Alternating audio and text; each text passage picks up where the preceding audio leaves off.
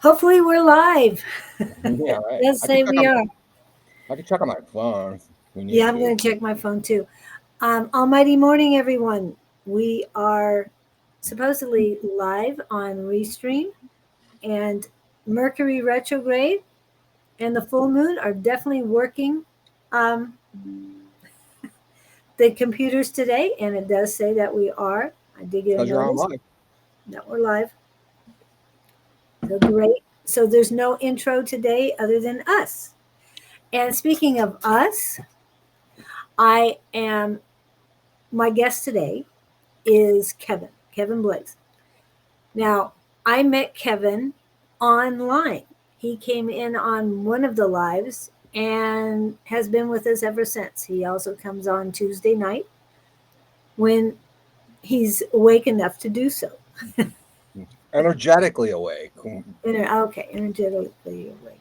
Well, I know that you have taken some naps sometime, thinking that I'm going to get up in time, and you sleep Yeah, I through do that a lot though. So it's a trick I play myself. Hey Vic, welcome aboard, man. Good to see you, my brother. Hope you're it. doing well today, man. Yes. So there's no music today. There's probably no videos today. I don't know if I can even pull up Victor's favorite stuff. Let's see real quick. Ah, it's still here. All right, that's cool. That's cool. Take a picture, Victor. So, okay, he's been asking for more of those so he can take pictures Right on, right and on. save them. Anyway, so Kevin, please introduce yourself. Well, I'm Kevin, and a lot of you people know me as that the witty comment guy. um, it's good to hear, Victor. Uh, and yeah, I first I came across Juliana live, and it was a little bit over a year ago, and the whole collective, everybody here, Victor, Bonnie, Jess, KK, Harley, everybody. I met strictly through them. Beautiful, beautiful group of people, and but it was just one of those things. As life goes on, you come across something, and if you're listening and paying attention, well, you'll hang out and you'll see where that goes. The choice is, whatever. You could walk away from something like that, but if it's meant for you, something else will circle back around. At least I find in my personal experience. I mean, maybe yours is different, but that's really the long and short of it. That's how I came across these folks, and I think it was pivotal in my spiritual growth at that point in time because I wasn't really, there was a lot of different things in flux where I was, like I wasn't really certain about where I was. I thought I was, and I thought I was spiritually solid, but soon I had more to learn. And you never stop learning. I'm realizing that now. Right, right, Hey, exactly. Bonnie, good to see you. Oh, you have see. Oh, there she is. Yep.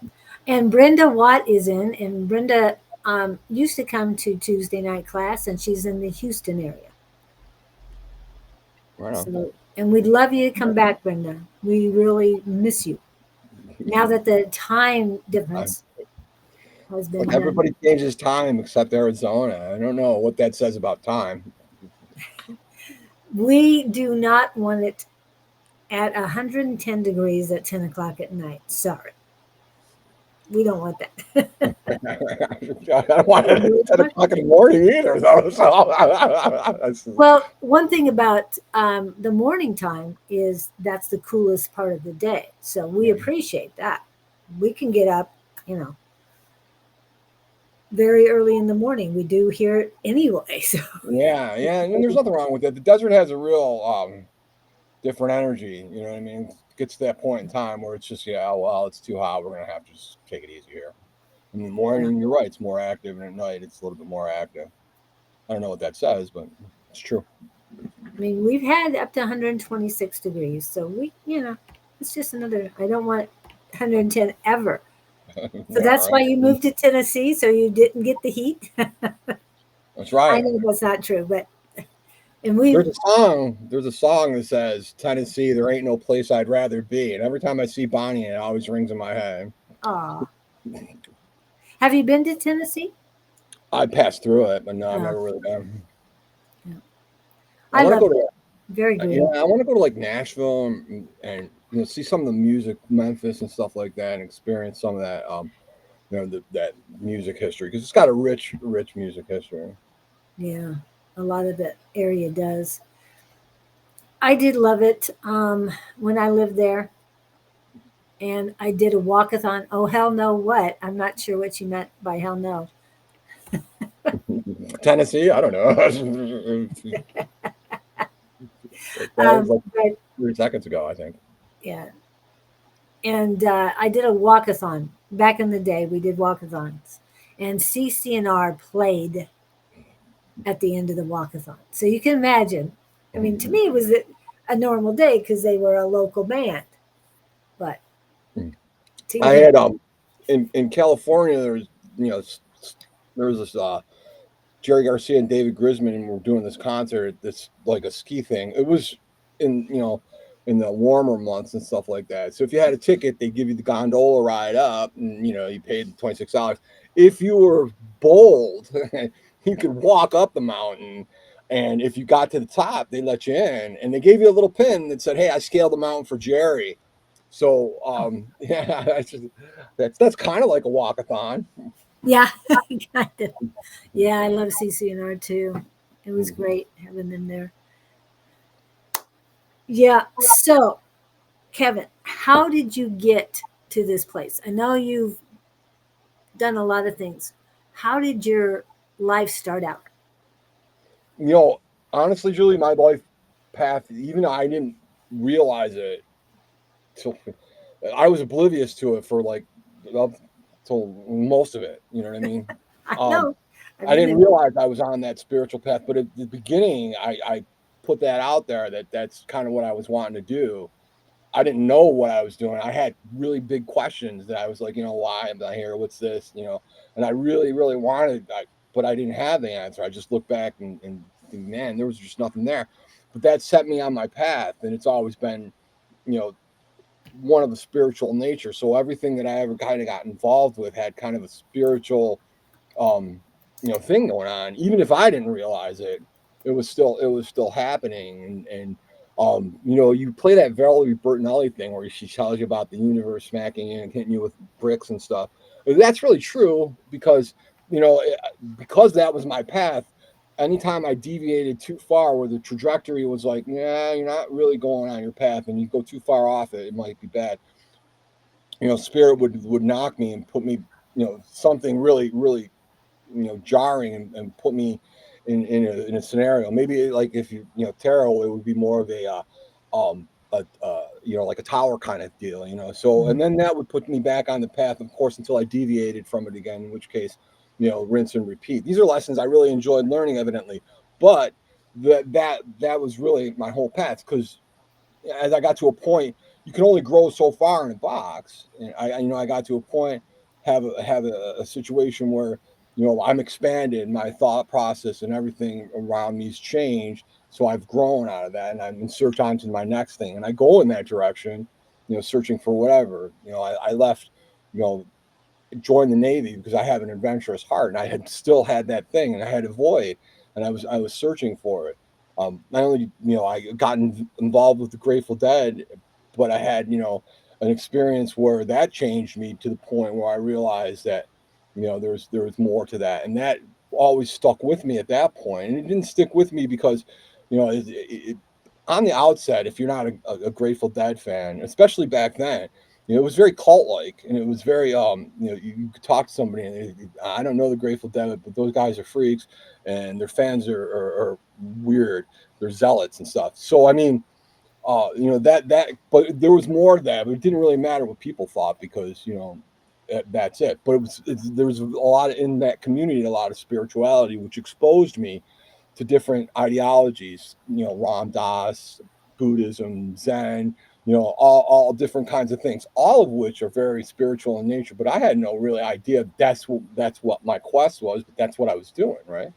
So as I travel through my journey, that's just what I've taken with me in terms of what I'm picking up, and every event leading to another event that brings me right here today, talking to you, fine, beautiful folks.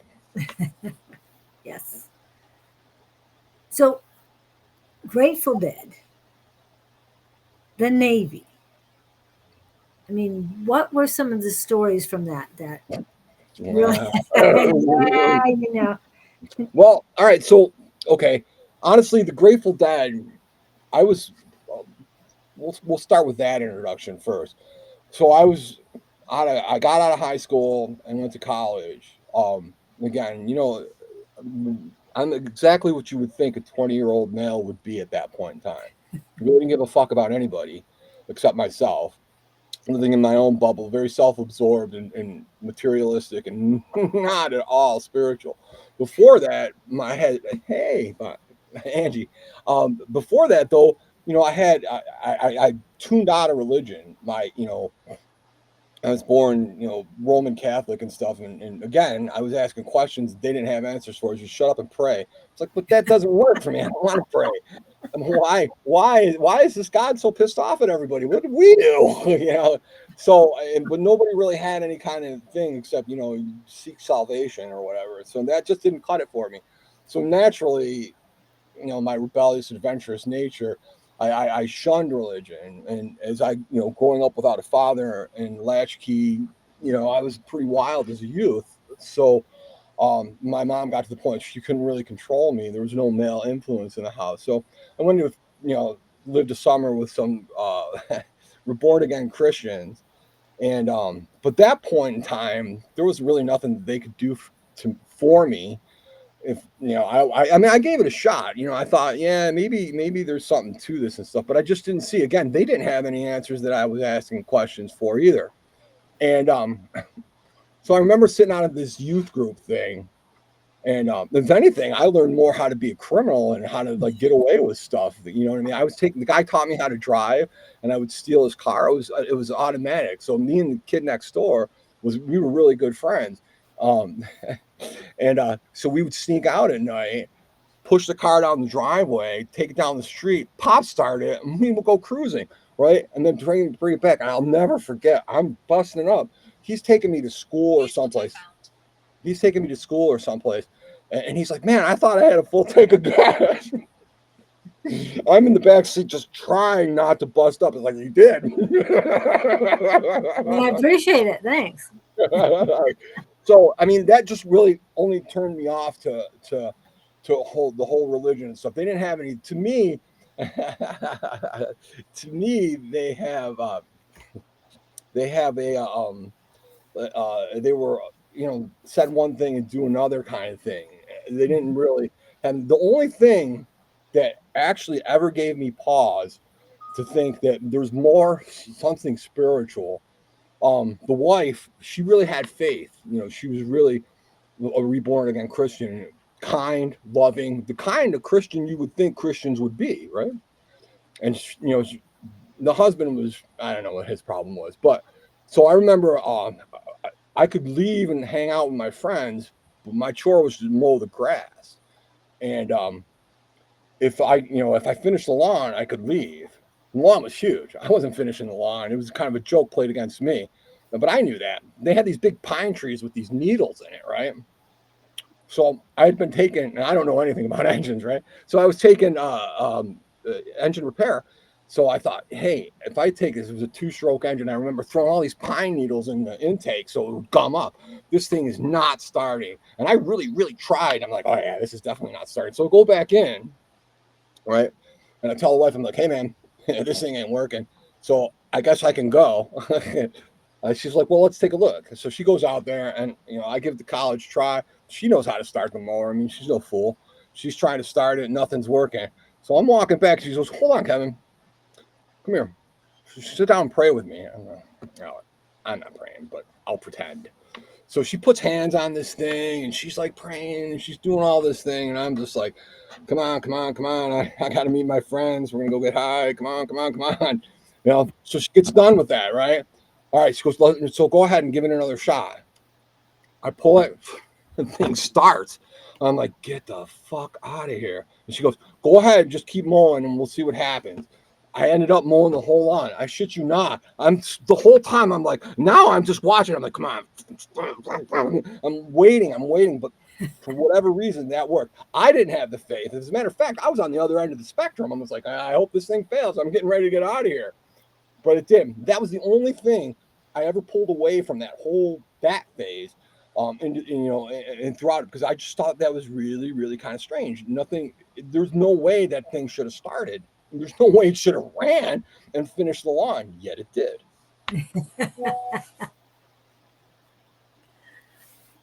Stranger things have happened. Yeah, I know. I'm Um, just yammering. no, you're good. It's just that Victor has a joke. Excuse, I need to share this joke, but LOL, laughing out loud. Hysterical. What's Donald Trump's spirit animal? The wall runs. Walrus. Walrus. Okay. The wall. Get it? He always wants to build the wall somebody else is going to pay for. Us.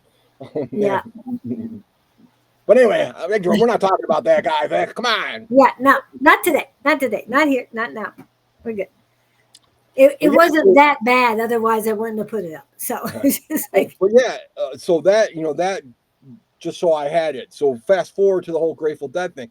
At that point, after I left that, I moved back home. I had a better understanding of all right, well, what's expected and the boundaries and the rules and how to play within them. I didn't need to necessarily be such a pain in the ass. So, but I did definitely, I did definitely want to, get out and adventure and live my life because I didn't like the fact that at that point in time, I'm doing some other stuff. So that's, I went to college, but as you can imagine, my my major in college was partying. But you know what? That's not actually a real major. That's just something people do. I know. Some So people would needless have to say, graduated with the highest of honors, right? but the beautiful thing about college is that and especially for young folks, you're at a point where your mind is open. You can absorb alternate ways of thinking that you hadn't learned before. So that was my first exposure to like, yeah, there's a bigger world out there. And there's a lot more going on, and I obviously like doing certain recreational activities that were more conducive to, mind expansion, let's say. So one day I went to my very first Grateful Dead concert, and it was actually, I was coming home. I was at college, and they were playing here in Rochester on my girlfriend's birthday, believe it or not. And then I read, this is another story, a little small tangent. Then I went through the song list, but anyway, I digress. So, and I got in for free. So this was a whole thing. And I had listened to them, and I was hanging out with some people that were into the Dead and stuff, but I hadn't seen them, and I wasn't really a fan at that point. But I got in for free, and it was a good time. So that was great, and then it really kind of took hold. But being where I was at and the way the Grateful Dead was, I didn't have complete access to them. So the next time I had a chance to do them was the 4th of July, and they were playing a concert. Bob Dylan, Tom Petty, and the Grateful Dead. Summer Wow. party, 4th of July, 1986. Phew, man, yeah, I'm there. I'm 20 years old, 19 years old, 20. But anyway, yeah, so I'm ready to roll. Let's do this. So I go there, and I didn't have respect for the kind of things that I was doing because remember we already established that I was pretty self-absorbed, right? So I had a little too much of certain substances, but the thing was, and again another one of those things, the feelings that I always have carried with me since is that I saw exactly, you know, I can't even explain it because you can't formulate it into words. But trust me when I tell you, I saw how everything was everything and the connection of the universe. And I was like, just this is fucking great news. If I had a pen, I could write this down. And then my mission at that point was to find a pen. I didn't know though that looking for the pen, I lost the concept. And then from that point on, since been looking for it. I have a pen, and I will never, ever, ever be caught without a pen. I can assure you. But the thing, the thing is, that's when my trajectory changed. I joined the Navy. Now, again, at that point, left to my own devices, in the environment I was in, it could have went in a very, very different direction. But I joined the Navy because I wanted to explore, and I thought this is probably a good way to just do something to get out of here because I didn't want to be here. Um, and again, that whole universal shift put me in isolated in Guam. So there's no drugs in Guam. There's no Grateful Dead in Guam. There's just heat in the Navy. And but I didn't see it then, and I didn't really see it until several years after that I needed that period of time to adjust to what happened to me at that day at that Grateful Dead concert, because that was a lot of spiritual intake that I didn't. You can't really get. It's like a fire hose of this information that just gets shot at you, and you can't really process that without some degree of solitude. And that was kind of the universe's way to put everything into perspective. I think when I left Guam, I then moved into the Bay Area where I was in the Navy, but I had a better respect. And maybe that's just growth as a person, age wise, or maybe that's mind wise, or however it works. But I had a different, healthier respect for a lot of things that weren't, that I didn't have before. You know what I mean? And I realized that the world is bigger, and there's a lot more things that are greater than I am, and so there's more respect that needed given, more lessons to learn too. I mean, I needed to be a different person. So that's where I came into that part. Well, maybe. Navy. So, and home was Rochester, California, Navy, Guam. So you were exploring. Oh, I was definitely exploring. I mean, my naval career, I feel a lot of when I feel bad when people say thank you for your service when they tell, oh, you were in the Navy, thank you for your service.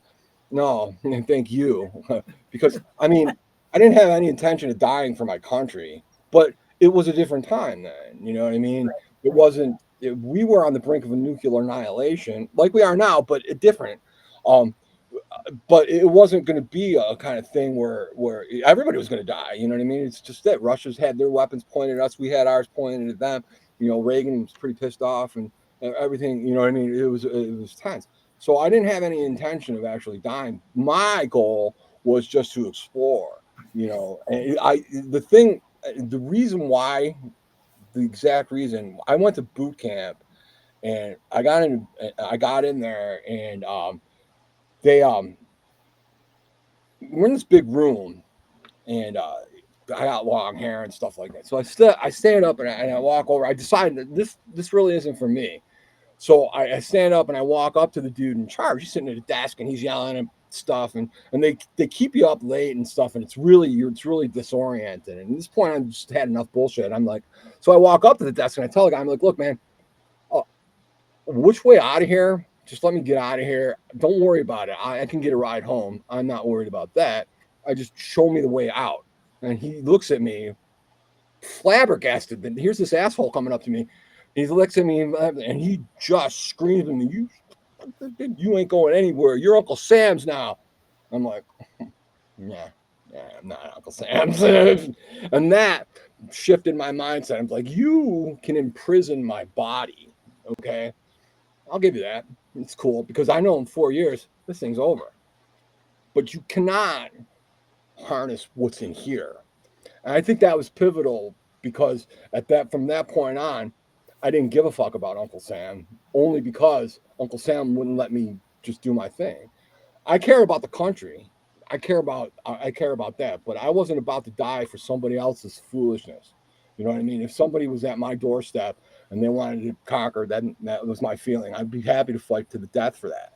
And I would go to a revolution right now for the country because that is a strong thing. But to die because somebody else ordered somebody, that wasn't my thing. So that's why I feel bad when people say, hey, thank you for your service. No, I really didn't have any intention of it was a different time, and I didn't have any intention of doing that. And if I was 20 at that point in time with the mindset I had when 9/11 happened, I can't guarantee that I would have been patriotic either. You know what I mean? That wouldn't have been a thing.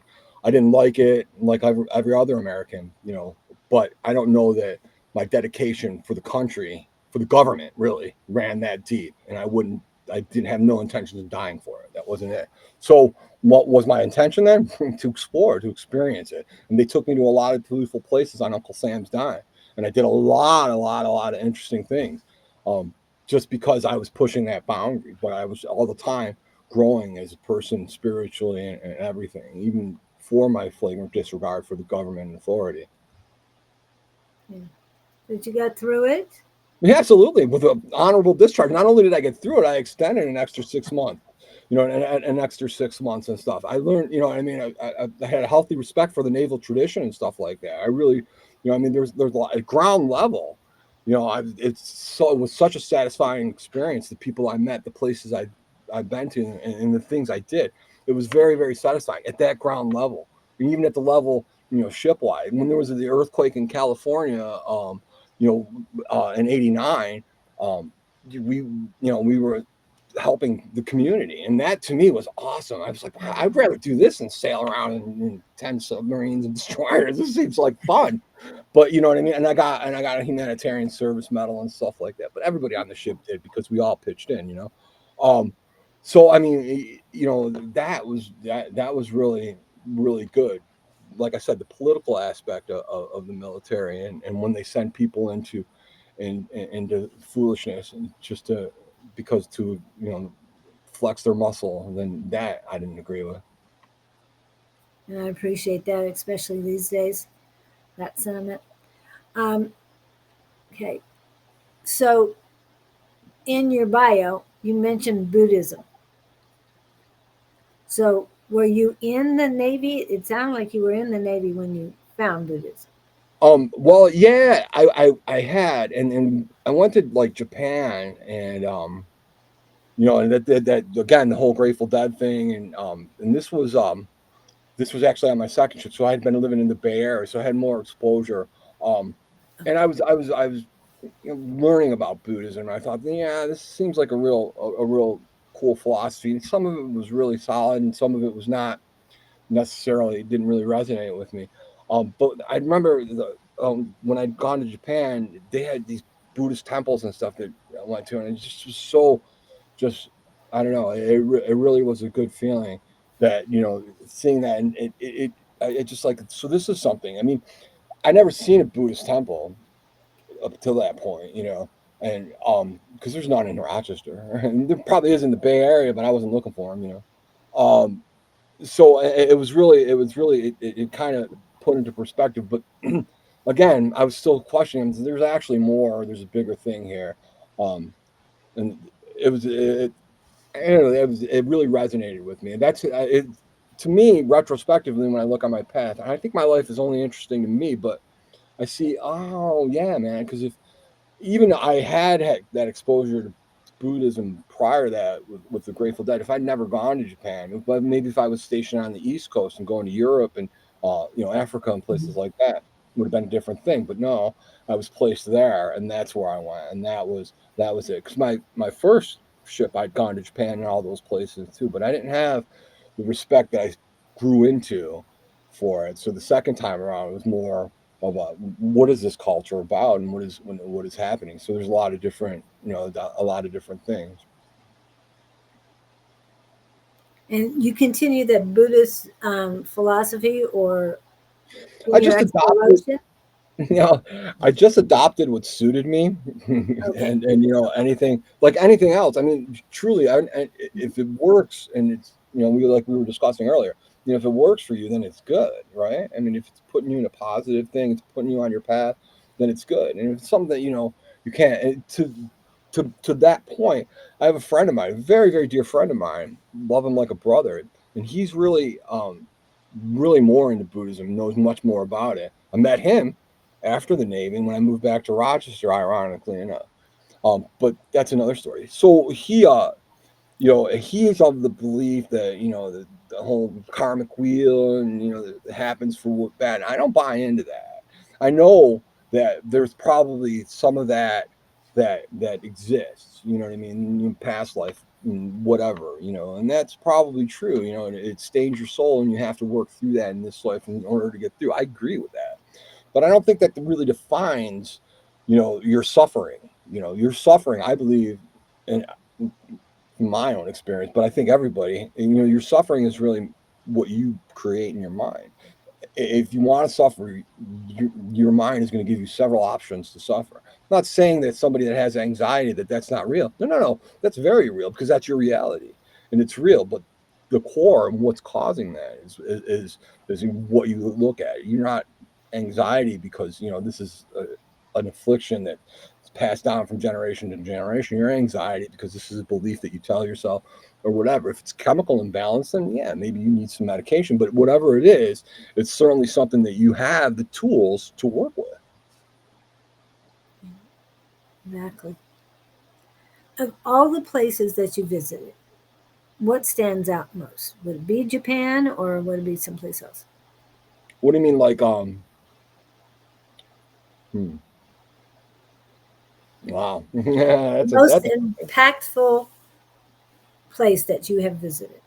the middle of the ocean where there's nothing in sight, mostly in the warmer, like maybe Hawaii, Guam, that area, because the water is so clear. Without the garbage patch, beyond that, um, there's water. It's pristine. It's clear, and that always is. And that the Titanic. I'm king of the world. That I did that, man, before Titanic. My ship didn't sink though, so Goodness. I thought it was one time, but no. And I would sit there and I would gaze out, and the water was it was like cobalt blue and so crystal clear and calling you.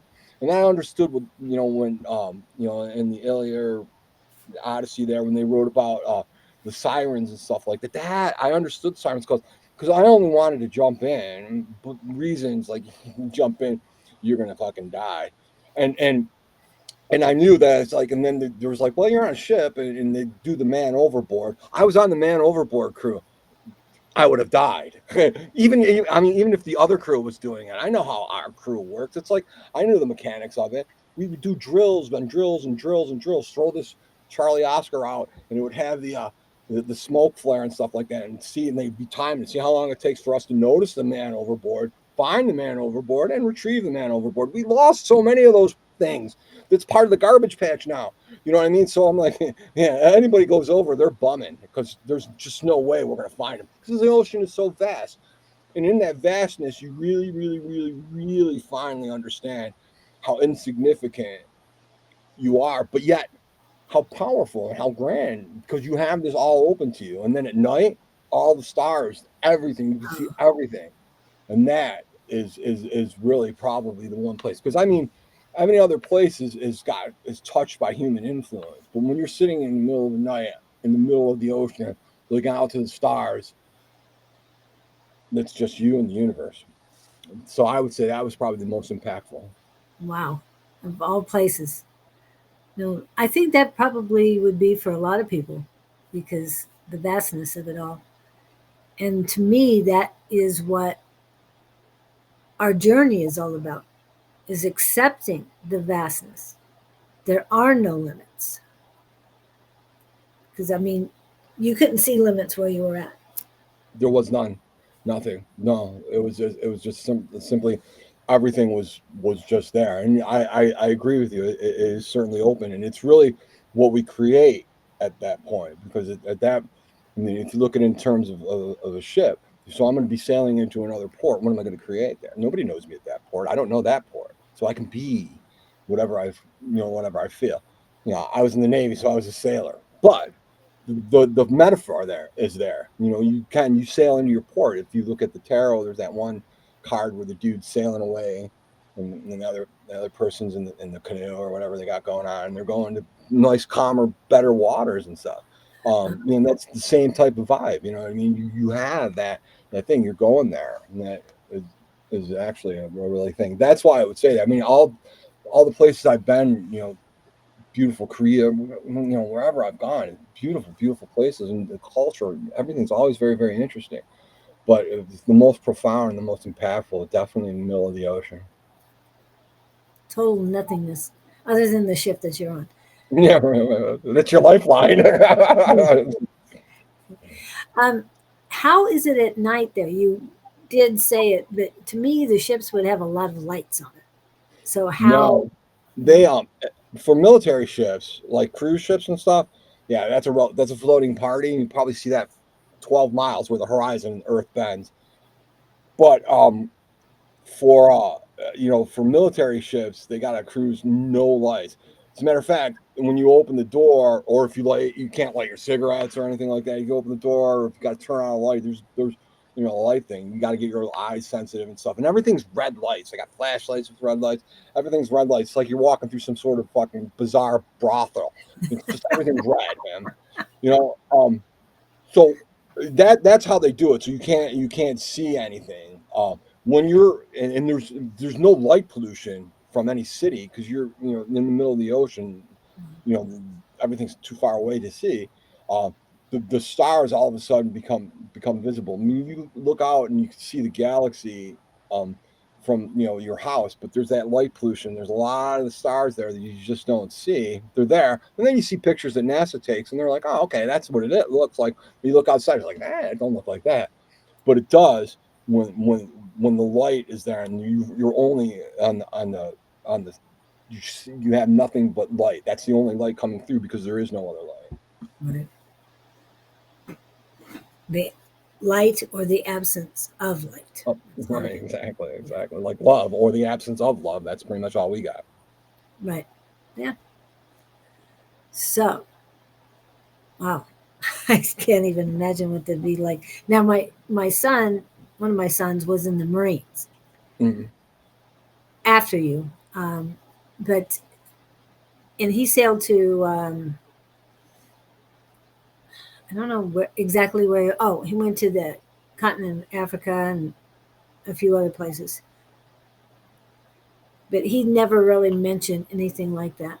So that was also a part of your journey. So you've been on your journey Yeah, all the time till the the end. whole time. Yeah. Did you feel tied down at any time during this journey? Tie down how? Like Stuck. I mean, um, You weren't stuck in the Navy because you had your mind. Your body might have been stuck there. I've never been That exactly. mentally stuck. I mean, mentally stuck to the point where I've painted myself into a corner. I mean, I've been in scenarios where I couldn't see a way out.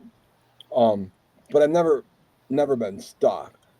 You know, it's always well, this is all about growth, and it comes to a point. There might be a smidgen of time where because everything ebbs and flows, right? So the energy might be all grand, and then you get involved in something, and it starts to go down, and then your energy's sinking, and then it's not really panning out because mostly because I'm getting in my own way and I'm sticking myself and I'm painting myself a different picture or telling myself a different story. And then all of a sudden I find myself, I'm stuck, but it's a sticking of my own creation, be it complacency, uh, lazy, whatever you want to call it. Um, but in that, in that in that energy, there's still light, there's still learning, there's still something. If you encounter that shadow, you got to feed it love to heal it. I mean, it's there. So, and then what happens is you grow from that, and then you start to feel unstuck, and then things change. And if you're perceptive and you're to the point, you could see your path unfold. If you try to force it, I mean, for me, I don't know. Other people can do, maybe, I guess, I don't know. I can't. So I don't want to force it. I just kind of want to let it unfold. But I realize, as in my life, my thing to do is just to listen for it. It's there because something will come up, and if I'm not discerning enough, it's like you can't always just grab the first thing that comes up. I'm living proof of that because I'm sitting in it. Um, because it seems to fit you. You have to kind of let it unfold, and because there's a path there, and if you're willing to see that path and listen to it, you'll get to the next path. My personal problem is always I'm trying to be 4 steps ahead when I really should be just focusing on the step I'm on, and then there's the next step. So there's those are two distinctly different energies in my life where it's like you know, I'm like, this is the end goal. All right. And there's nothing wrong with having that end goal, but trying to force seeing the path to that end goal. So if I'm going to do A, B, C, and D, I've found personally that doesn't work. Because I might get A, I might even get part of B, but it's going to go sideways on my way to C, and then I'm not going to see that, and then I'm going to end up back at B, or even worse at W, which is not even on the list. So, you know, what's important to me, there's a path that is shown to you. So I don't think spirit ever gives us anything more than we can handle. Cataclysmic shit happens all the time to people, and they feel like it's so crushing, it's so horrible, but truthfully, you can see your way through it because it's going to be okay. But and the spirit's just giving you this for growth, and it's one of those those kind of things. I don't know. I lost my train of thought. Well, you were doing fine. I know, but I understand. Yeah. Okay. So, not stuck.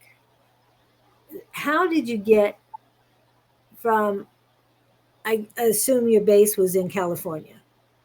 I was in Alameda actually, Oh, which okay. was a Bay Area. I picked that one. I didn't pick Guam, but I did pick Alameda.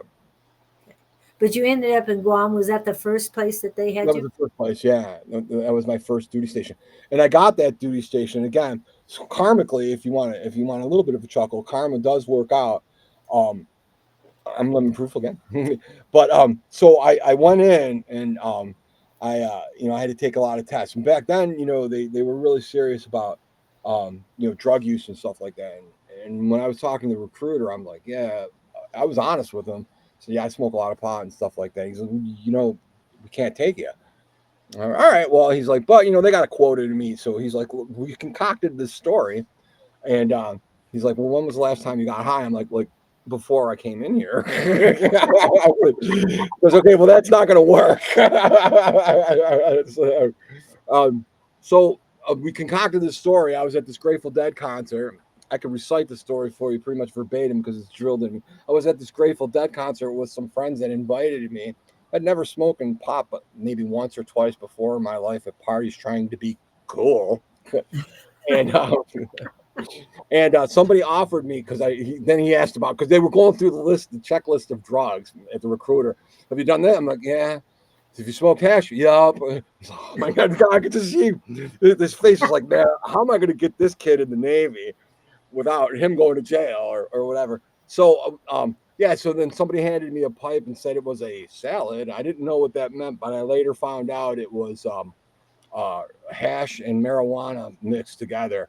And then I smoked that, and I got sick. I forgot the rest of it, and that was the last time I smoked it. So I write this the whole thing out, and in my recruiting thing. Um, Halfway into boot camp, they pull me out of my thing, and it's never a good thing when they're calling you, singling you out. And I'm like, oh, this is great. So they pull me in there. They hand me a piece of paper and a pen. I had one, but they gave me one. Um, and he said, I want you to write down the last time you smoked marijuana. Write it down. What happened? I'm like, okay. So because I had this story memorized, because the recruiter and I rehearsed it so many times, I wrote it down and I slid it back to him. Okay. Then I left. And that was the last I heard of it.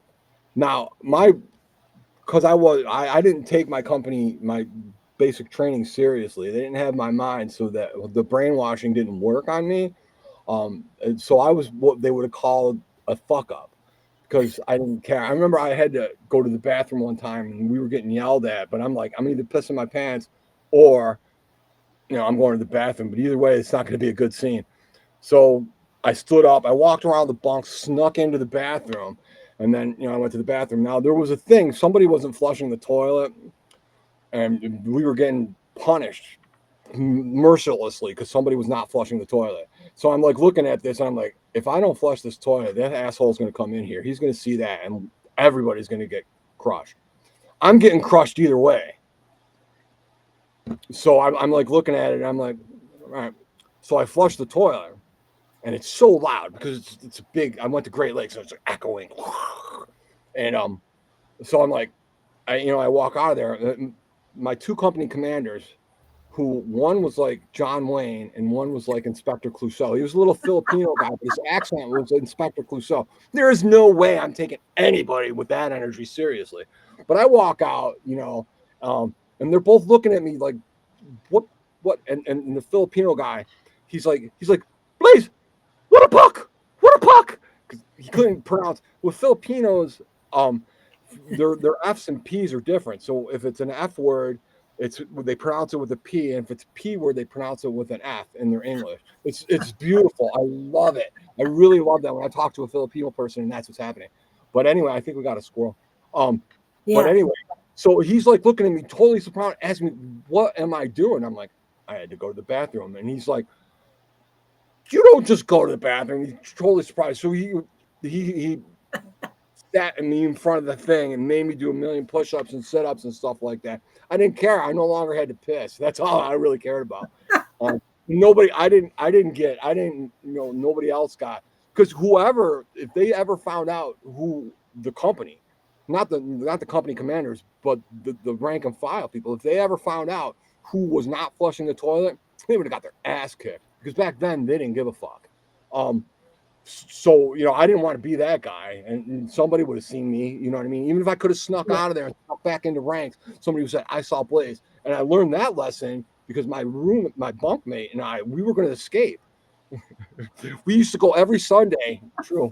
They would have a religious ceremonies, and we would go. It didn't matter. I went to like Greek Orthodox, Jewish, whatever they were having. It's like, yeah, we're going. Me and my bunkmate would be like, because on Sundays was the only time you would get off, and because I was in a fuck up company. Not only was I the fuck up, but the company in whole never really earned these privileges to have relaxation time. We did, but it was very, very limited. So they couldn't stop you from going to something religious until the point they were like, you and Walcott, you are always going to these religious things. What is your religion? Because it says Roman Catholic on your dog tags. We're not letting you go to anything that's outside of your religion. They put the kibosh on that. But by that point, okay, we'll find another way around. But we were going to escape. So we were like talking to them. We were planning to debunk because it's like they see two recruits running around in dungarees and stuff. They're going to know. So we had these sewing kits that they give you in your bag and stuff. And we had all this plan. But one of the dudes that was the bunk next door, he had a falling out later on in the day with my bunkmate. I don't know what their problem was. Didn't concern me. I didn't care. But he heard us plotting our plan. So we were going to escape. We were like, this is how much time we're going to have. This is where we're going to be. We will be gone before they realize we're missing. Um, so he told the company commander. So we finally earned this Sunday thing. We got Sunday off. I get called into the office, and then the company commander that was like John Wayne. He was a master chief, very old school Navy kind of guy. So if you know what that picture was like, he was a master chief. Old school, and he had this twitching talk like John Wayne. He goes, Blais, I hear you and Walcott are going to escape or going to try and get out, or I don't know how he put it. I don't know. Whatever gave you that idea? I like it here. So he's like, you could do that, but they're going to find you, and they're going to catch you, and they're going to bring you back, and they're going to bring you. It is an else game, and they're going to bring you back to me. And then he's telling me all the horrible things he's going to do to me. And I'm like, okay, I'll take that under advisement, but I don't know what you're talking about. So I come out of there, and I go up there, and I'm like, hey, they know. We're going to have to put this off a little bit and plan a little bit better because I don't want to get caught. It was something that I didn't want to do it. I just didn't want to do it that day. Like, I don't want to get caught. Let's plan it out a little bit better. But at that point, as a team, there started to be some cohesion, and life in basic training changed. I still, didn't like it, and I still had my attitude, and they didn't like me. But it didn't. As a matter of fact, they didn't like me because I'd taken these tests and stuff, and to what my attitude was, because I didn't have a school, and I was going to be a very difficult class was photographer's mate, and I scored well for that. That's what I wanted to do. Yeah, man, it was beautiful. Wow. But back then, I was the fuck up. So they stuffed my orders to go to Photographers Made A school in the back of my jacket. So I get to my first ship in Guam, and they reconcile your orders every time you go someplace. They reconcile your files. Is this true? Is this still true? Is this still your spouse? Is this, you know what I mean? They reconcile something, and then he pulls out of the back of my jacket. He goes, "How come you didn't go to Photographers Made A school?" And I'm like, "What do you mean?" He goes, "Well, these orders are for Photographers Made A school. How come you didn't go to it?" And I'm like, "Nobody told me about it." I'm like, let's go now. I'm ready to leave. He goes, nah, it's not the way this works. Shoves it back in there and says, welcome to Plum. Hands him back. So, um, yeah. So again, so you could see why my whole disdain for the thing. But again, in that thing, that would have taken me on a different trajectory. You know what I mean? Instead, I was at ground level. I was a bosun's mate in my rate, officially, if you want to know what that was. Um, but that put me in a position that, you know what I mean, I might not have done well as a photographer's mate just by my learning aptitude, mindset, and that sort of thing. And it would have been a completely different trajectory. So at the time, I was kind of upset about it, but it worked out for me. Good, good. Yep. And we're just about at normally a break time. And hello, Wade. Welcome in. And this is Kevin. Hi, Wade. Wade. Wade, Kevin. And Wade lives on the west side of the Phoenix area. So All right, on. southwest. Yep. So he's here. And Kevin's in Rochester. Rochester, New York. Yeah. Well, Yeah. Webster, but Rochester. Okay. In that area. So Right how next door. did you get back to Rochester? Well, so after the Navy, obviously, I had like, a lot to process. And then again, I was affiliated with that whole Grateful Dead thing. But at that point, I was a little bit older. I could pretty much live life on my own terms, and that would be, just basically being a deadhead. So I, got out of the Navy, lived in Berkeley. My mindset, though, the whole time while I was doing all that was I was always kind of trying to think, you know, life would be better if I had a stable thing, this, and this. So I'm trying to paint this picture. I keep telling me I'm actually retrospectively living a really, really, really free life in terms of like I didn't while I wasn't rich and you know what I mean. I never was hungry. I always had a place to live. I always had food and I always had pot. So I mean, in the scheme of things, but Priorities. Priorities. no, seriously, in the scheme of things, that's really abundance because that's what I wanted at that point in time. And I was taken care of, and I didn't even realize it. But I'm in my mind, I'm 4 steps ahead. I'm like, yeah, if I get a really decent job and I could do this, and then that'll allow me to follow the Grateful Dead and do this. So I'm putting all this stuff together, which really didn't pan out the way I had thought it would. But that's where I was at. So as I was living there, I went to I lived as a painter, followed the Dead, and then started to my generation was transitioning, and there was like a lot of club scene. Rave was underground at this point in time. It's now a big thing, Coachella and all that stuff. And this was done in warehouses underground, very clandestine, and I got involved with that. I remember, if you ever read the electric Kool-Aid acid test, and it talks about like the Grateful Dead thing, the first rave I ever went to was this underground thing, and a friend of mine had said, hey, you got to check this stuff out, it's pretty cool. And anything where there's people hanging out, music, and drugs. I was into at that point in time. So I'm like, yeah, sure, I'll do it.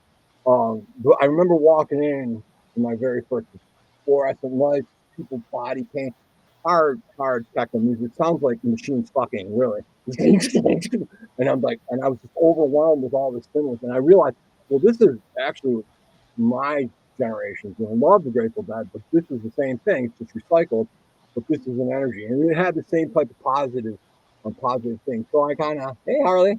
So I kind of got involved with that thing. But that um, leads to a different path. Again, my trajectory going off in a direction that I probably shouldn't have been going into to keep me on my path. Ultimately, I had a thing where I realized it's like, well, I could stay here and I could really go down this path.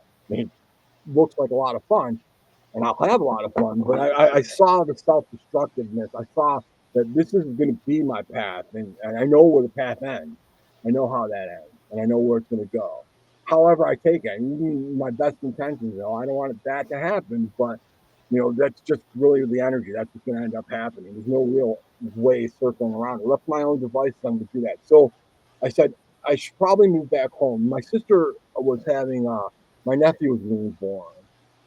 And my other nephew, my brother, he has 5 children and stuff. So there was a family pull that I thought that I'm like, well, they have no idea how, you know, they're living in the bubble of what's happening. But I saw the world changing also, to where, where we're going, where we're just where we are. But I saw that. I wanted to be something positive, a positive force in my nieces and nephews' life, and my mother and everyone. So I felt called.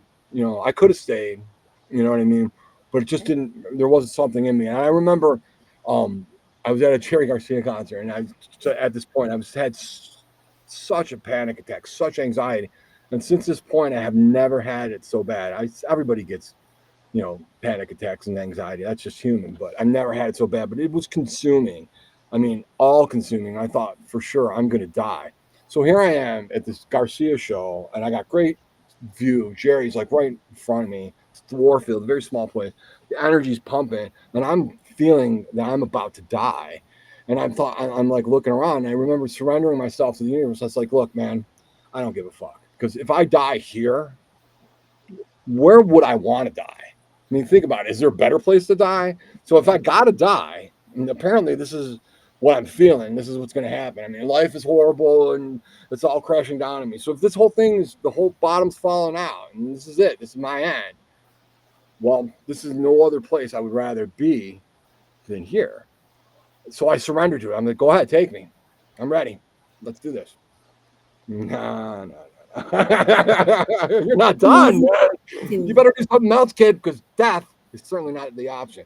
So I wrestled with that, came to that whole thing, and moved from the Bay Area because I saw my destruction there. That was obviously the death. Yeah, if you want to die, you can certainly do that here, or if you choose to live, maybe you can spread light somewhere else. So I decided to move home and try to be that light. Were you taking any classes in spirituality at all? Did you have any when you went to Berkeley or any in the area? No. No. This is I this is all knowledge, self learn, because I don't know that there's I'm more receptive to taking classes, but at the point in time is just this is something I had to learn. I think foolishly I should be more taking classes so I can understand exactly what's around me. But mine is from my perception and my in mine what works for me. So I don't want to, it's an intimate relationship that I have with spirit in the universe. Like everyone else, you, me, all of the others, we all have that. Yeah. Classes, I think, are something that is beneficial, but I never actually did that because I'm the type of person that's just I got to learn by experience, and Yeah. that's the route I go. No matter what anybody tells you, you're still on that journey. Exactly. You're never really off your No. path. I mean, you might deviate from it, and I think that all those deviations and all that those course corrections and stuff like that serve a purpose to later on down the road. I don't remember who I was explaining this to, but it's kind of like a puzzle that, um, you get all your pieces. Yeah, I was on one of your chats actually. And you get all the pieces. When you put together a puzzle, you put the outline, and here's part of the house, here's part of the trees. You know what I mean? You put it together. Well, spirituality, in my experience, is really the same way. I didn't really understand what I was learning until later on down the road when I was like, oh, I learned that. You know, so it all ties in together eventually and keeps you on your path. And your journey is definitely different than what I've experienced because motherhood and being a grandparent and all that stuff, you've been through this so differently. And for you to stay on course, to stay on path the entire time, whether you felt you deviated from it or not, like you said, you're on your path and it was there and you just kept going forward. So it's great. I think it would. I mean, again, this is more retrospectively. Um, I think it was. I agree with you, Victor, on that. I think it was always calling me. I think it's always calling me. You know, and then there's just times when, you know, my own obstinance and you know, I didn't always hear it. You know, and I think that's true. Everybody's path is unique. We all have a separate path. We all have a purpose. And you know, ideally, and this is, you know, theoretical, really. If everybody was living their path and doing what they were called for, we would be in harmony and there would be no conflict because everybody there's abundance for all and everybody has a purpose. You know, we all going that. That's where, you know, if you get into that whole, or if you look at the whole, you know, 5D, 3D ascension and stuff like that, yeah, that's all very real, but it's not necessarily, you know, I deal more on what I'm in. You know, I like that notion that, you know, there is all that extra stuff, and there is. You know, you can't deny what something someone else believes. It's there. Right. So yeah, But you're one person on a ship in the middle of the ocean. we are all one person One person. on a ship or a rock in the middle of the ocean or space, and that's Yep. really all what it boils down to. Because no one is on your path but you. And I'll Right. walk it with you. I'll share some footsteps with you. I'll Right. cross it every now and that goes without anybody. But the Yes. bottom line is your path, start to finish, only you and that Right. person you see in the mirror when you wake up. And even though we are individuals, we are also one. Yeah, it's the duality, isn't it cool? Yeah, it is. It is. And definitely that everyone has a purpose, mission, and path. Yes. Okay. And and for us to have passed each other at this time is just, we know it's in sync with something. Mm. Well, And I think it's to help, you know, expand positivity because somewhere along the line somebody's watching this perhaps, you know, and they're going to walk away with something, I don't know what, something positive, I believe, and then they're going to and they're going to go on and they're going to interact with other folks and they're just going to, you know, create something that just kind of grows. I mean, ultimately the energy shifts. And I only know, honestly, Julie, I only know two things about life and reality and everything. Everything is energy. Everything, it's all energy. And two, we can control energy. Now, there's rules in there. I've got a rule yes, book. There's rules within that, but that's a fundamental truth. Everything is energy, and we can control energy. yes, If you can at least subscribe to that on some level, you can bring harmony into your reality existence. I mean, if things are shitty, but they don't have to be. Life isn't something that you should suffer through. It's something that you should enjoy, something that you should create. And there's a lot of things that cause suffering, but ultimately it boils down to the picture that we paint. And I'm only seeing I mean, because if your right, experience is different, then that's cool. Mine's never been like that. It's always been the story or the picture I've painted in my life. And I've painted some pretty shitty ones sometimes, but I've also painted some really beautiful ones. And both have come to fruition whether or not I knew how I was doing it.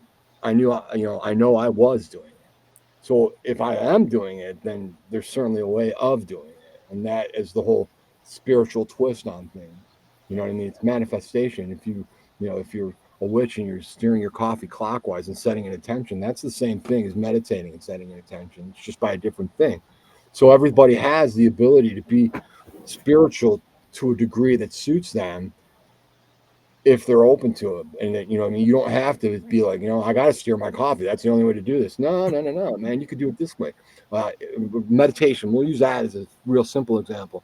If I talk to somebody, some people are like, I can't meditate. Well, yeah, man, you can't meditate because, well, you just said you can't, but you can because there's a lot of other things that are meditative that you don't even realize. So when you right, put that music on and you're cleaning your house or you're at the stove and you're creating a recipe of some ingredients that you have in your refrigerator, or you're painting a picture or something. You know, there's a meditative state there, and that is meditation, and that is creation, and that, you know, if you feel that, if you feed love into that or passion, that's why people create great works of art because they're creating it with passion. And this is, you know, that's the creative process, and we see that passion reflect in the artwork. Well, life is kind of the same way. You create your life with passion. You intention that and you put that out there. You're going to see that. Yeah, definitely. Now, I would normally take a break, but seeing as how the video wasn't working earlier, I'm going to try it right now. So if we do go away, we're going to take a quick break. If we don't go away, we might have to grab a drink of water or something. Are you doing okay? But we will Yeah, start reading. Are you ready to start reading? I didn't realize that. Yeah, I'll give it a shot. Sure.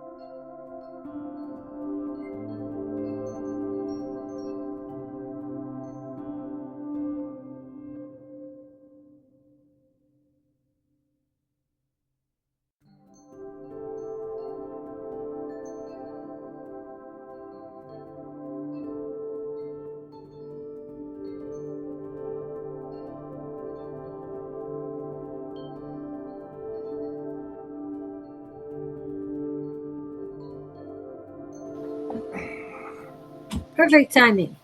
Hey, hey, before we go any further, and I know in the previous segment, I talk about, my period of, Grateful Dead and drug use and stuff like that. I do not advocate drug use on any form. To me, that's a personal choice.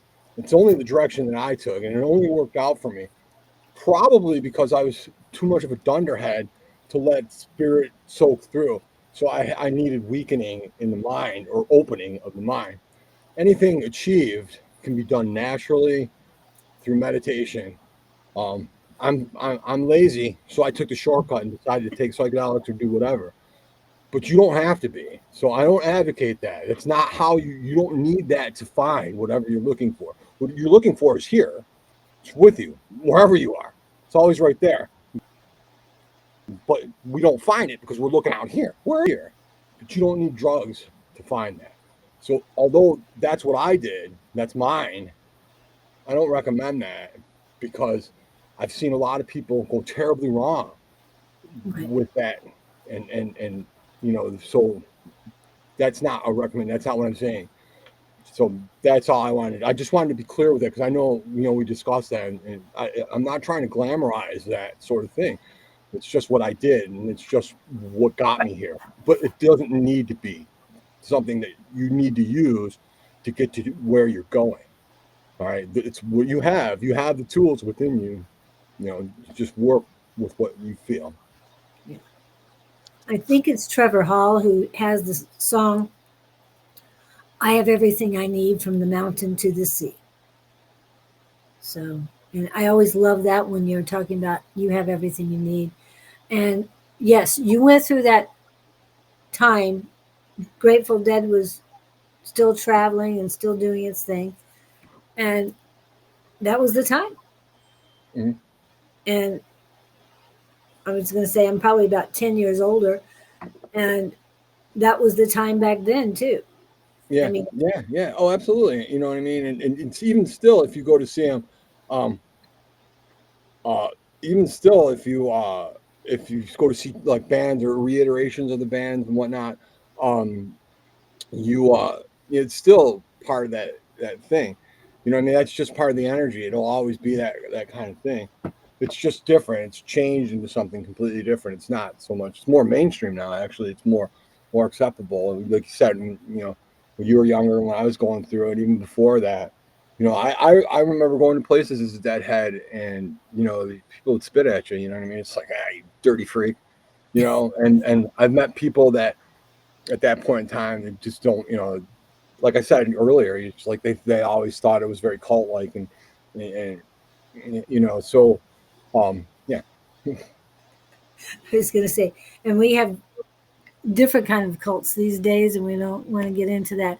But walk and live in truth, and truth shall set you free. Thank you, Wade, for that. And Don says a great place to pop in.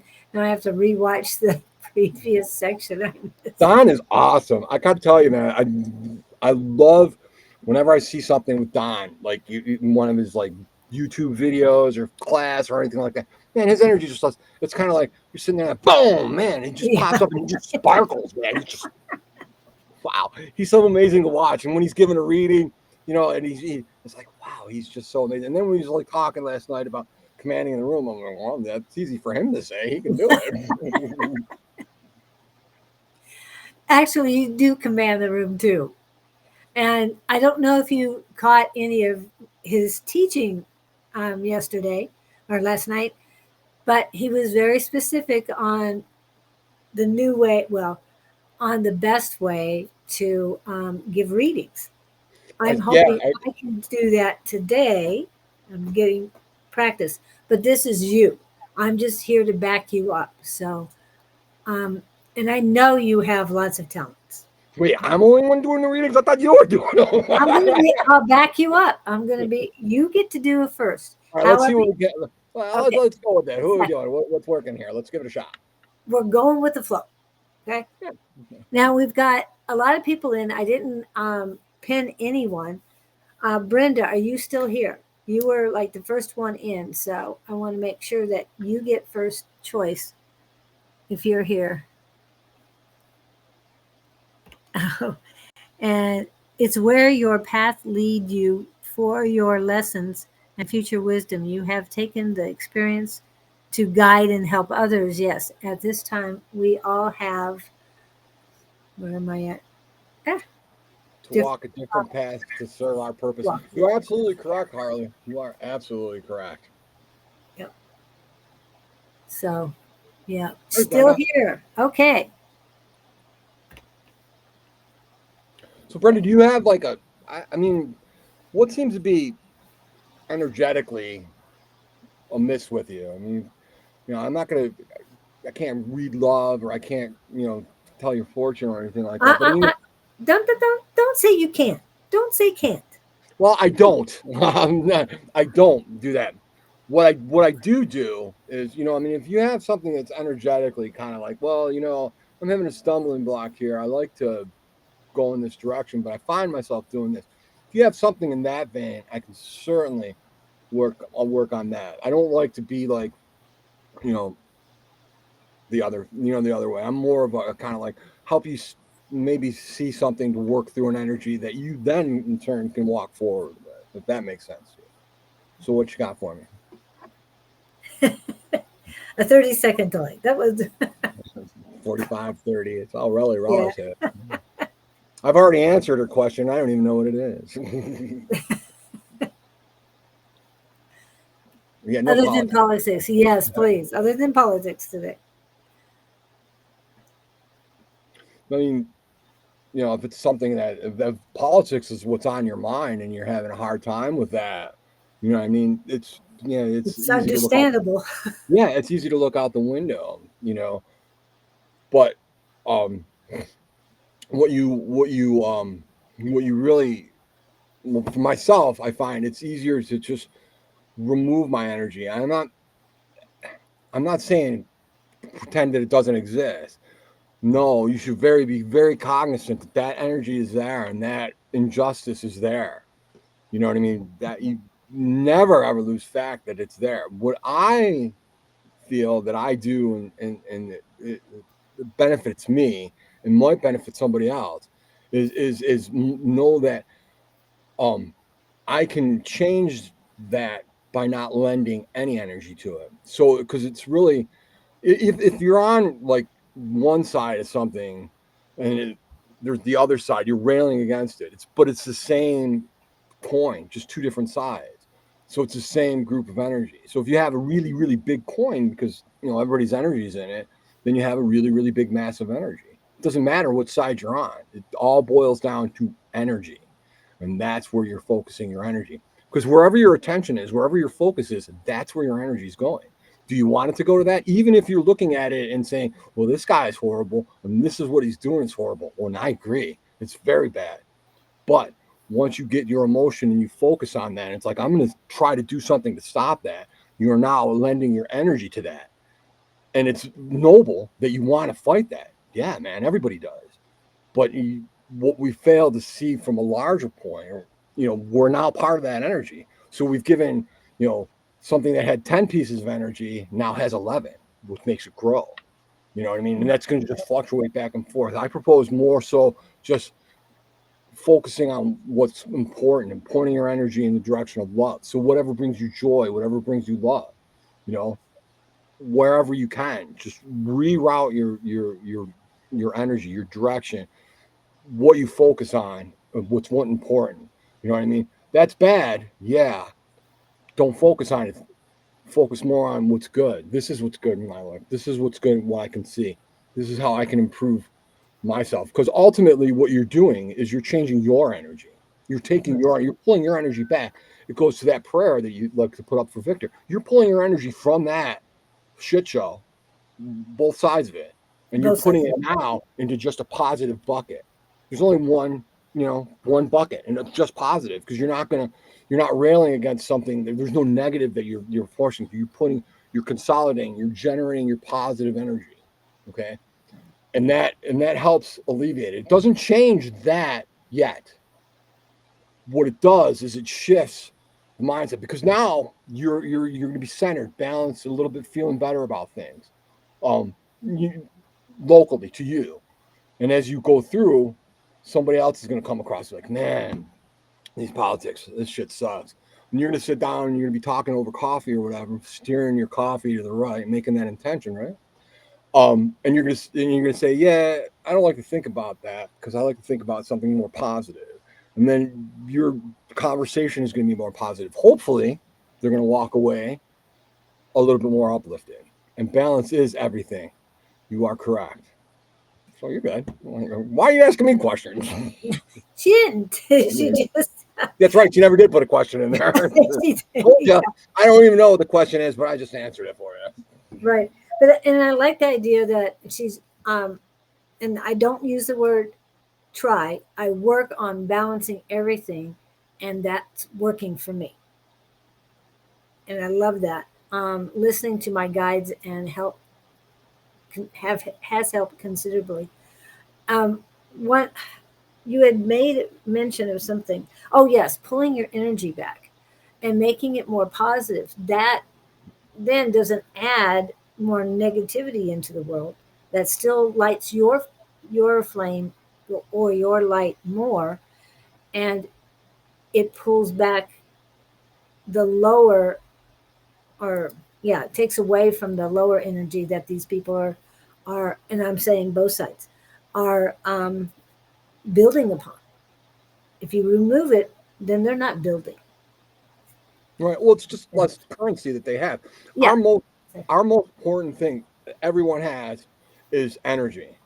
That's all. That's our most important currency. We squander it and we give it away, or we, nobody takes your energy. You freely give it. You might not realize that, but you know. So our currency is energy, and you're right. You could pull it back from that. So if they have left, to put it in another term, If like uh, Claudine. So she'll, you could talk to her about this on Tuesday or something like that. She'll tell you that, she talks about the, like, lizard people and how they feed on loosh and stuff like that. And Yeah. I don't know if that's real. Personally, Right. I don't believe that. But if it was real, it wouldn't surprise me. Nothing surprises me anymore. Exactly. But the thing is, the nuts and bolts of that whole thing is that, they're feeding off of our negative energy. So in Yes. that context, even though we're trying to rail on the side of positivity, they're still taking our energy and feeding in the negative, because it interacts with one or another. It'll shift, it might be positive for a little bit, but it's still in that pool. And that's the same type of thing. Yeah. Exactly. Exactly. So, Brenda, did you have a question or did that help? But you're doing the right thing in Yeah. listening to your guides. If you could, that's truly, honestly, Brenda, long and short, that's great ground to start. That's where you're at. If you balance, you can achieve balance, grounding, and listen, and just be receptive to listen to your guides. Man, you have everything you need right there to take you forward. And then you can manipulate your whole thing, to be more positive, to bring in something good, as you see fit. But if you can achieve balance and then, listen to your guides, that's good. And I understand what you mean by trying. I understand what Julie says, no, I'm doing this, or whatever. But Yeah. the important thing is sometimes, different things you don't always feel in sync, but that's just the ebb and flow of energy. Because at the end of the day, the first rule, everything is energy. Love your damn self, man. Yep. And the original Serenity Prayer that was printed. Now, supposedly, this is the second one written, but I always like to do it, say this. And it was written in New York. Anyway, it's, oh God, give us courage to change what must be altered, serenity to accept what cannot be helped, and insight to know one from the other. That was originally written in 1933, published then. Wow. Okay. No, Brenda, you should not stop living. You're absolutely correct. Live a good, positive life. And keep building on that positivity so that um, positive changes happen sooner. That's the only thing I can. Energy, building Yeah. up that energy. Yes, exactly. If you really want to piss them off, be real positive. Yes, that's exactly. Oh, that's great. Thank you. Um, Don says we have a great chemistry together. This is compelling watching. Okay, great. That's because St. Julie's really Francis cool. prayer. Oh, okay. The St. You're Francis right, man. prayer, actually, I think, yeah, we'll get into that some other time. Um, this is Lori DeMarco. I guess she's a friend of yours. Yeah, I know, Laurie. Okay. You might say. Yeah. As you know, Kevin, I'm frustrated with school and the poor education they're offering. I want something to change me, to You challenge want me. some, Sorry. you want something to How should, challenge you. yeah, how should I approach this next year? Keep going or give it a break? Ooh, love that. Well, is this a decision that you really feel you need to make right now? Or are you just kind of mulling it over? I mean, you're going to keep going because that's your energy. I mean, you want to go forward. You always want to keep learning. Obviously, you're in school, you're doing something. This is something passionate. But sometimes, Mm. whatever's happening is going to happen. You know what I mean? If you want to go forward and it doesn't pan out because, I mean, maybe they don't give the class, or maybe it's just really not one that you need. And so it's like, you might be forced into take that break. So now you're at that scenario. How are you going to look at it? Are you going to look at it like, well, shit, man, I really wanted to go forward. Now I got it. Now I can't. And this is horrible. Or are you going to be like, well, I'm not going to be able to go forward at this point, but I'm going to go forward in this direction, even though it's a break. because you're going to pick up something along the way. Flip it around. You want to go forward if it's what you feel. Um, I mean, that's really moving you. If this is your intention. This is what you're manifesting. Then go forward. Something will present itself, and there's not. It's not going to be that. But if you're right now, you're at a point where you're indecisive and you don't know whether or not forward or back or sideways is your thing. You don't have to make any kind of decision unless it's something that in 20 minutes I got to figure out if I'm going forward or not. I don't think that's a scenario. So sit with it and let it sit with it. Ask seriously. Just clear your mind and ask your guides. Hey, what am I doing here? Where am I going with this? Give me a sign. You're always going to get a sign. Really, honestly, you'll always see it. It'll come to you. You might not see it, but even if you miss it, and the next one will come along. So do that, and you'll see what you need to do. I mean, how you should approach the next year. It's there. Even if you don't know the answer currently, it's certainly available to you. Just be kind to yourself and let it unfold. Don't be anxious with it. Don't live in your mind and be like, have to plan it out. Sometimes the situation's in charge. Sometimes it's like, you can't plan it because there's no real clear course of action. In that scenario, I'd encourage you just to pause and breathe and just see something will unfold itself. Something very simple, maybe a phone call or a, something that was like you're passing by and you see at school. It's like, oh, this seems like something interesting, even though this class isn't happening. I can do this one. So it'll unfold if you allow yourself to listen.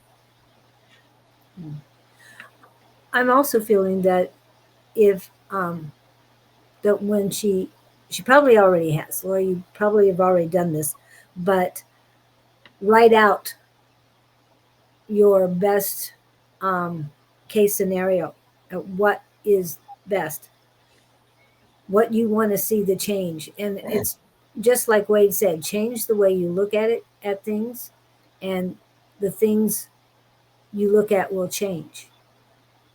Because I'm really 2 degrees. Yeah. I really think you're going to continue on this current path right now, but you're going to, and I don't know why this is popping up for me, but what I'm hearing is you will rewrite the case law for education here. I don't know why case law came into it, but this is what I'm told. You will rewrite it and set it in motion. And I'm feeling there's a lot of power behind that, so I hope that helps. Education outside of class and present the information to instructor to incorporate it in class. Oh, I like that too. If you try making an animated cartoon for work, I'm struggling with this scenes. I gotta ask, what does Angie do? What does Angie do? She worked 3 jobs. Yeah. Okay. Well, that would explain it then. Well, I'll just say she worked. I'm not going to get into where she works right now Right. because she's working right now. I'm just saying. Mhm. But yes, she's very. I wouldn't say customer service because I think it's more involved than that.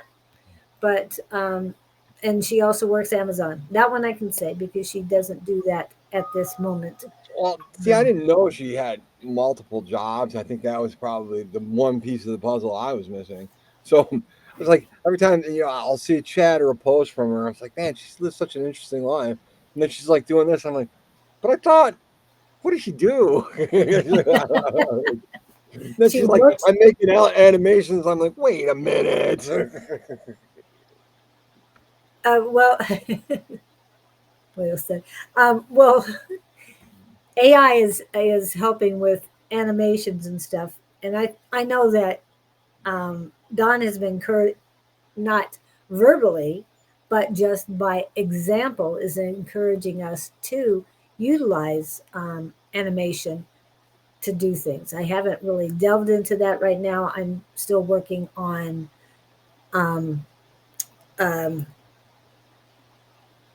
written word and things that I have to accomplish through that. But yes, animation sounds very much a whole lot of fun. On compliance analyst. Ooh. Me too. Is an appreciated skit from my manager. Oh, that's great. That's great. See, I told you it was more complicated than customer service. Anyway, but she's good at what she does. She certainly is. Yeah. So, Lori, I hope that helped you too. This you're definitely going to be a bright shining light in the educational world. So keep doing what you're going to do, and reversing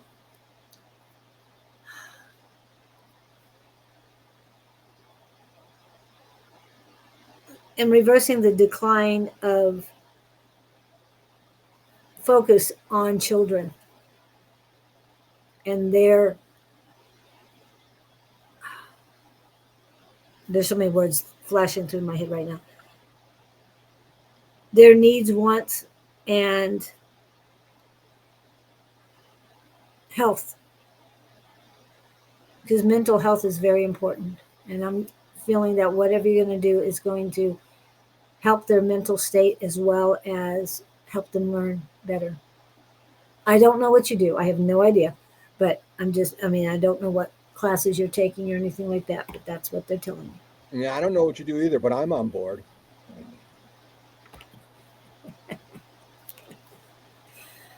Skit AI. The skit I want is a bit more work. The key, Angie, with AI is you really got to tell it what you want. So if you're painting, like if you're going to make like a picture or something like that, you have to really, really be descriptive. You know what I mean? It's like I want a green tree with some red leaves and interesting bark. And it'll throw you something. What you got to do though is you got to. The devil is in the detail. So if you want it to come out a little bit, you have to think of those little nuances that we don't normally think of in real life. And when I film a clip or I create an animation out of drawing or something like that, because I'm drawing, I'm adding that nuance in there. So when you watch Bugs Bunny, run down the stairs or whatever he's doing, all those nuances are there. And now you try to make an AI thing. It's like, take Bugs Bunny and have him, slide down a banister and a stair or something like that. Not going to look the same. But if you start to fill in, to color the picture, um, I do know exactly what you do. Color in the picture with that. You know what I mean? So, the finer details where you see it, and then it'll pan out. AI is weird yet, but depending on where you're going with that, you could do it, Angie. You're traveling around the world seeing concerts, and you may or may not be Carmen Sandiego. I haven't figured that out yet. Yeah. Yeah. Well, thank you, Lori, for coming in and letting me read you. And let's see. Okay, Mr. Victor, what is your question? Hey, wait, Lewis. Though we definitely want to You cover want to go Lewis. Lewis first? Okay. Well, I Well, I have don't know. Lewis on the list. Victor's got a question. He was here, Lewis. I just seen Lewis, but Yeah, um, I don't want him and to Lewis, I leave. got you. I don't want to miss him, and I don't want to skip Victor either. Yeah, we Um, need to get to Victor. And we have Bonnie and then Lewis, and I'll go back and look at the rest of the people that are on here too. hmm. But Victor right now, Victor, and then Lewis. Yeah, you're very close. You're like third, so we definitely can get to you.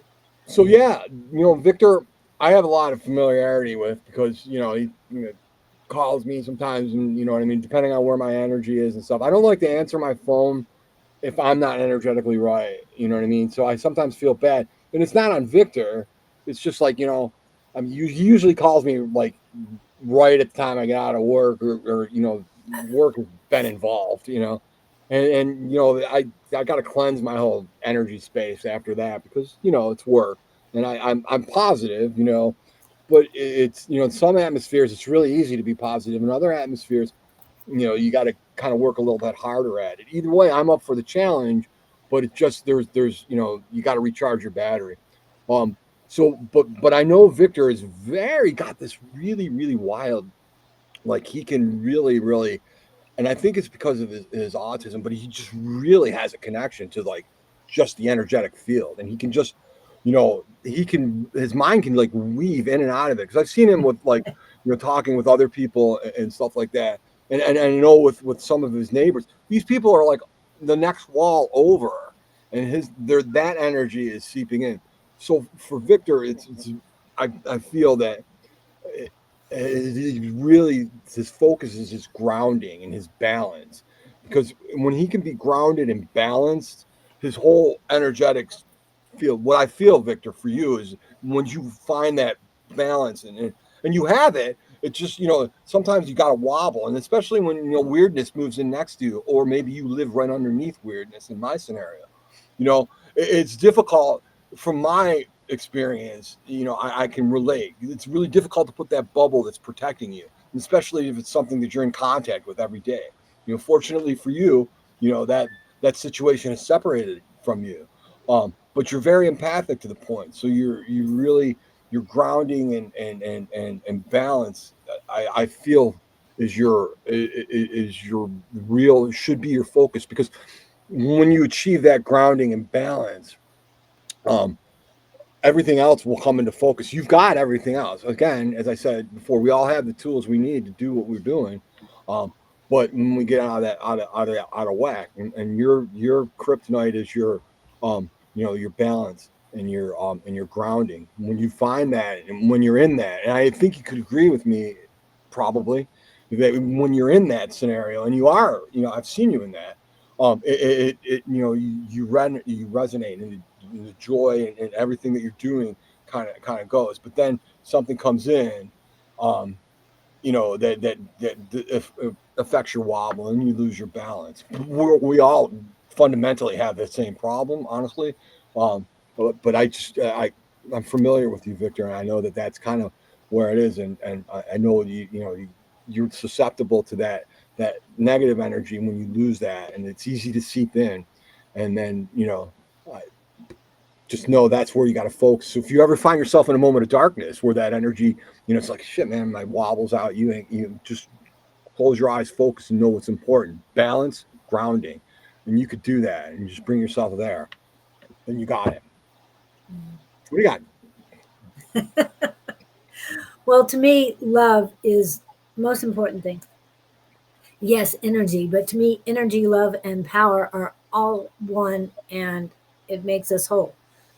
And that's what we are made out of. We are made out of this pure, perfect, unconditional love.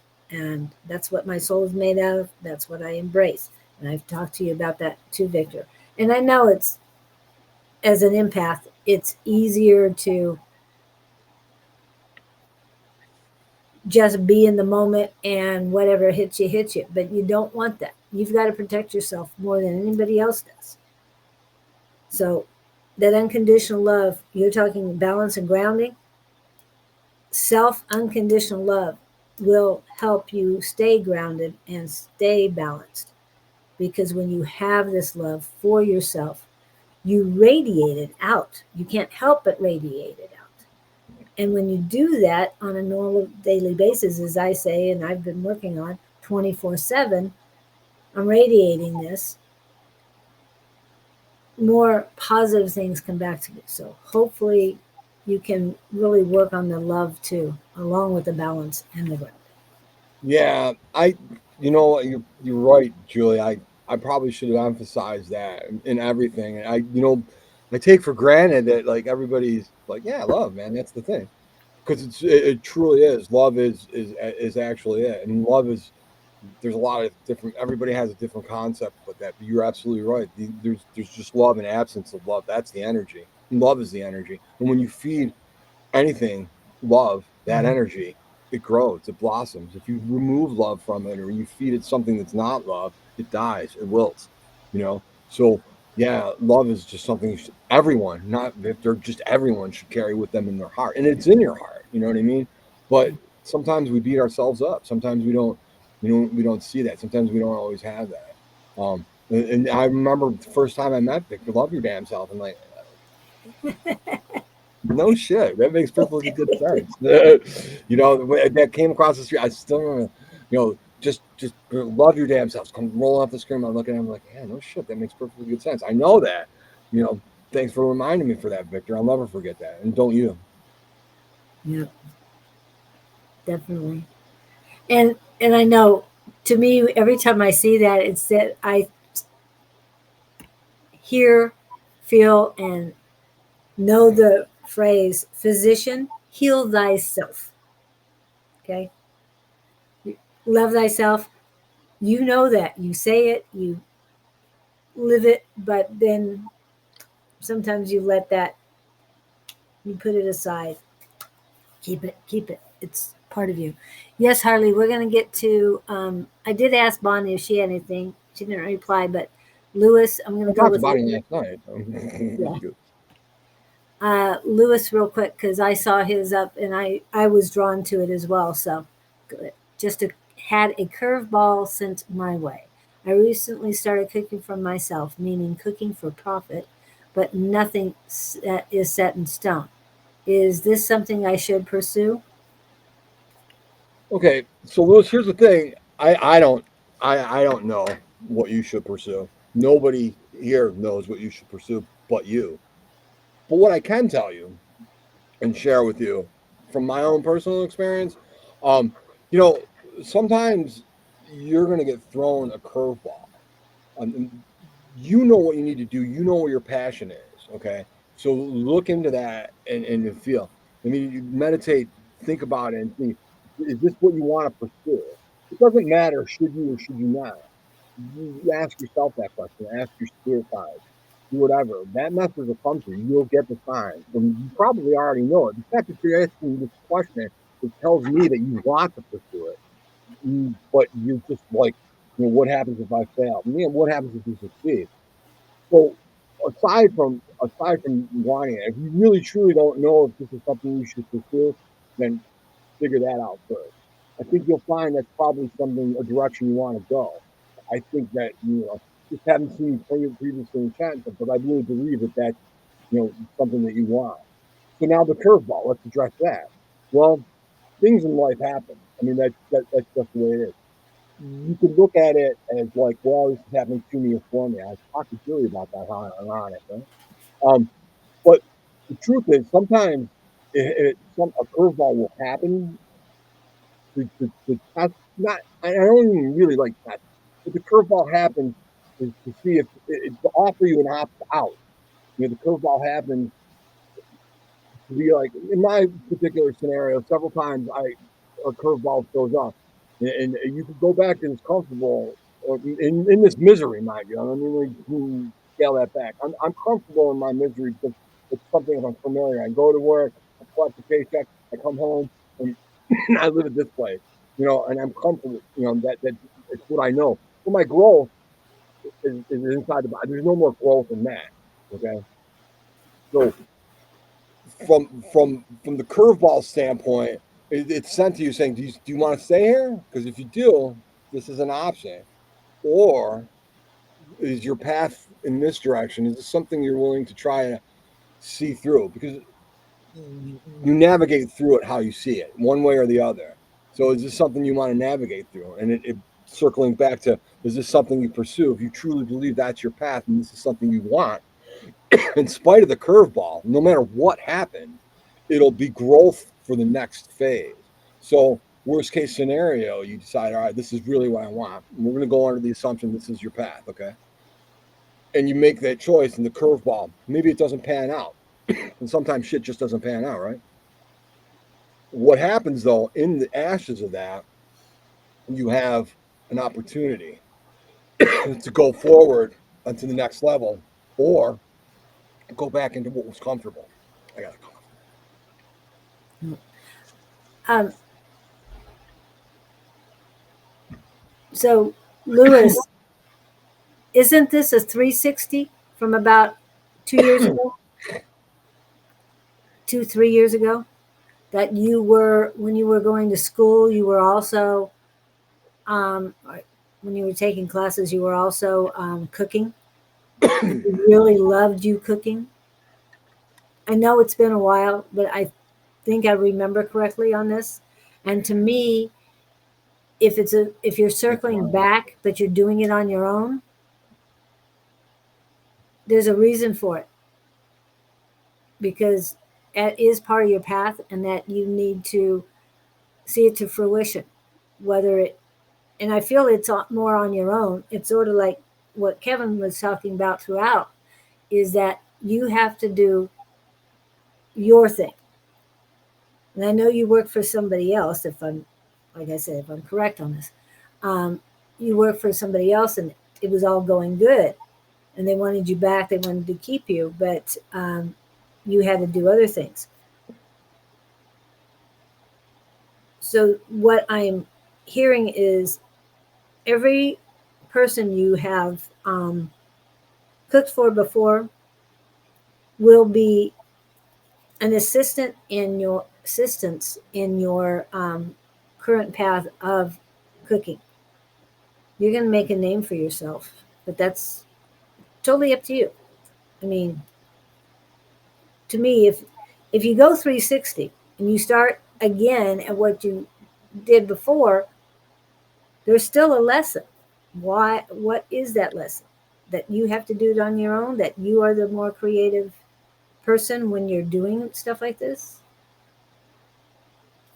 You have to ask the questions because Also, you know, it might also be a scenario. So you're cooking for yourself, or you're doing the curveball works its way out, and everything's happening. You know, you're doing what you want to do. There's always the chance that the path changes. I mm-hmm. mean, this is what's your path currently, because it's going to get you to where you're going. We Yes. don't always see the end of the path. I don't know the end of mine. I don't know the ultimate goal. In fact, my girlfriend probably is insane because every time I talk to her, I was like, "The thing, I'm doing this thing." So what the fuck's the thing? I'm like, "The thing," you know. but what I don't know what the thing is because I'm allowing it to unfold. Um, uh, but you know, and it's the same thing here. You know, you want to pursue cooking, you feel like a strong pull, but maybe there's a little apprehension. Anything worthwhile is going to throw apprehension at you. Um, but you know, that you're pursuing, so it works out or it doesn't work out. You know, and the curveball decides it doesn't pan out. But in the wake of that, if you are, you know, not too self-absorbed to the point where you're like, oh, my life is ruined because it didn't work, and you don't strike me as that type of person. No. But I'm just saying, if you allow that to happen, that's the only caveat here. In the wake of whatever happens, you'll find a stepping stone, a piece, or something that you could then rebuild from. And that's just kind of the energy of life. I mean, everybody goes through Mm-hmm. that, you know, because life sometimes is serious and you really want to make the right choice. Sometimes we don't always make the right choice, even retrospectively, or at the time it seems like it, but might not be. So, I mean, the best thing I could advise if I were in your scenario, if it was something I felt passionate about, curveball be damned, I'm going to do it. Well, I think the curveball was sent his way before recently he started cooking. So if the curveball was sent and he had to start cooking for a reason, there's always reasons for everything, right? Everything happens for a reason. It's truly, Miss Napkins. And hopefully Lewis is still here. Oh, we got a lag. Yeah, yeah. He'll come. Um, He'll circle back around. He'll some even if he left on an energetic level above us, he got it, yeah, and it'll pan out. yeah. But there's everything happens for a reason. I believe in divine timing. I mean, sorry. I energetically it feels right, but definitely feels apprehensive. But is that your second thought? Energetically, if it feels right, that's what you need to go for. Mm. Yeah, that apprehension is just really your ego saying, "Whoa, this is scary business, man. I'm comfortable over here in our misery. Let's just hang out here because I don't know Ex- what's going to happen here, and I have no way of doing it." But your subconscious is saying, "Fuck it, let's do this. This is going to be a lot of fun." go with what you feel energetically. It feels right, do it. You got it, Yeah. man.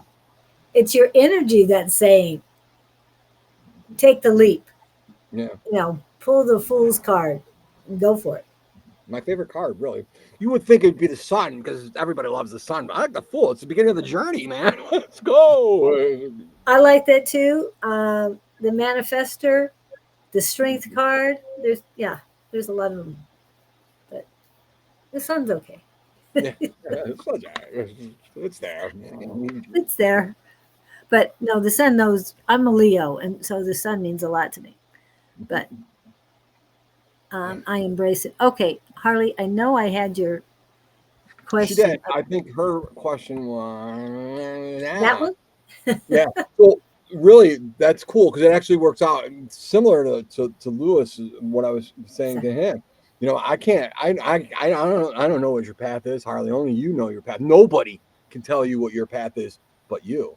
So, inside you, you know where your path is. If you don't see the path, or you don't, it's you're in tune enough to the point that you understand how it works. So I mean, if you're not seeing the path, just slow down and take a little bit, because it's there for you. You can figure it out.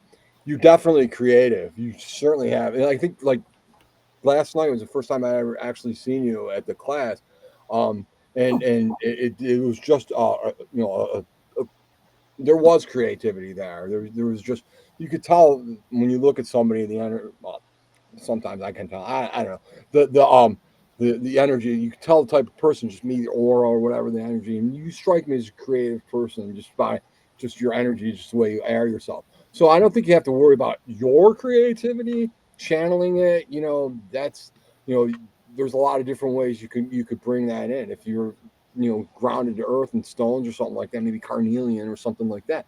But if it's something that maybe you can go internally in your mind, meditate and kind of channel through spirit, whatever you're trying to create, and creativity's there. Just you have to be open to receive it and listen to it, and let it come to you. Don't deny or think that you're not. That's it. Whatever your path holds for you, it holds for you, and you'll execute it well, Harley. Yeah. And am trying to figure out who a female is that is into music and creativity. I'm not sure. Yeah, I'm not sure about that either. Yeah. And I just any, felt that I just felt that like she was just trying to, yeah. I was just wondering what that question was. But to me, we have a follow up question, Harley. yes, yes, we do. And I do want to pull this up real quick. Yes, the magician. To me, that's the magic, the master manifester. And to me, yes, I love the magician. That's my favorite. And then the Yeah, fool.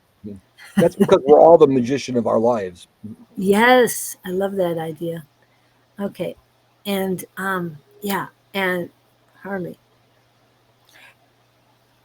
And you've heard, and I know you're very into acting and stuff like that. Well, don't you want to be I've heard of a Oh, I'm sorry. Go on. guy that may be coming. Oh, okay, okay, all right. Sorry. Well, I'm glad I asked that question. Yeah. That's why we have um, follow up questions. yes. Um, what was it? Where was I at? Oh, being a triple threat, being a four-time threat, being a five-time threat.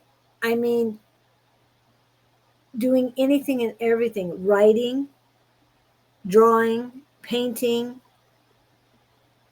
singing, dancing, playing instruments, and acting. I mean, there's seven different threats you can be. So why limit it to one path of creativity? There's multiple. Whatever is your passion. But here, I'm going to pull that up. And honestly, Harley, I think that thank you. I think that so for the guide, if you feel that there's a mentor or guide, and it fits a certain criteria that's like, female, creative, female and stuff. When you're in creative circles, if your energy will attract that, you know what I mean? So not, you don't necessarily have to worry so much about, looking for that, because that, if that's something that's going to come into your orbit, it will be there. You'll be like, it'll just be something that's really organic. You'll meet whatever and stuff like, yeah, I like painting too. Okay, and I like music too. And then whatever that relation is in terms of, if it's a creative collaboration or romantic or however that works, because every level, every relationship works really close to that. People are brought into your orbit, into your life to assist you. And that's just, that's the energy that you put out. So if there's somebody that's there, just be more, you just kind of like be more, put your energy in the energy around you, and just be aware of the energy that circles you, because you'll see that. Yeah, take what you need and leave the rest, Wade. You're absolutely correct. Yeah. The other thing, Harley, for when it comes to guides,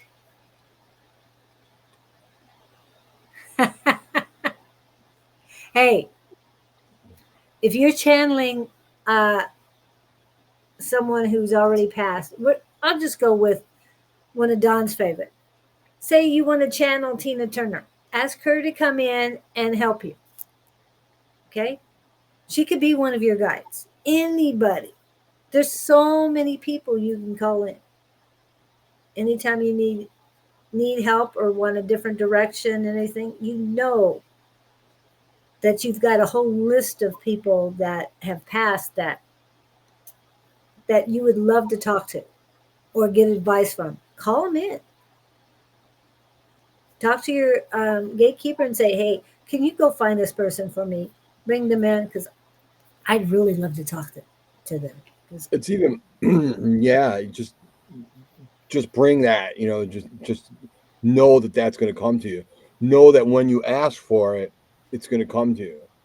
And if you want to paint it, you want to focus your intention on something specific, you can.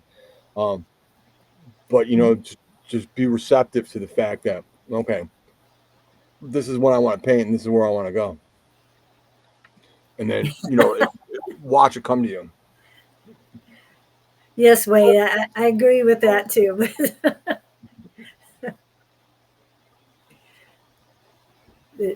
Okay, to channel MJ. Go for it, Victor. I would really love to see you do that too. I've got a funny story about Michael Jackson and people channeling him, but it's not for now. Okay. Maybe a class when it's Well, see, the thing is, too, I should also point out at that point in time, Michael Jackson was alive and well. oh, okay. Oh, okay. We won't get into Yeah, so that. then it even gets weirder. Yes, it does.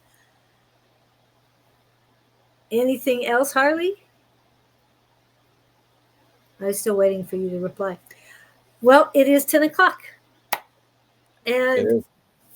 finally, the video started working. So, I mean, Just before, go just back. 1 second. Okay, sure. Again, Julie, thank you. This is really an honor to share this moment with everybody, not just you, but everybody that Everybody. showed up. Really, truly an honor. And I'm blessed, and I'm so grateful that you gave me this opportunity. Thank you.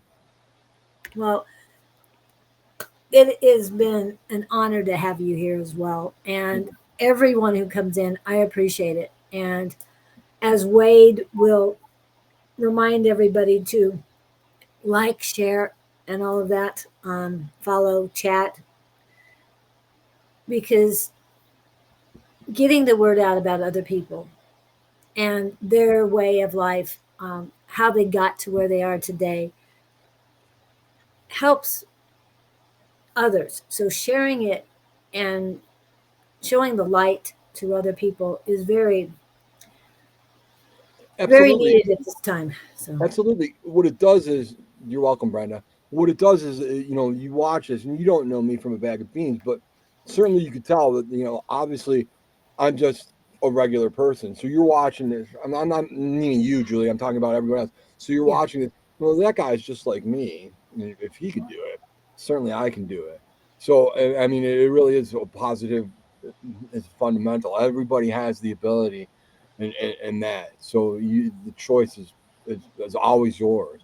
And this great guy once said, "Love your damn self." Yes, yes. And thank you, Wade, for that, for putting it easier for me.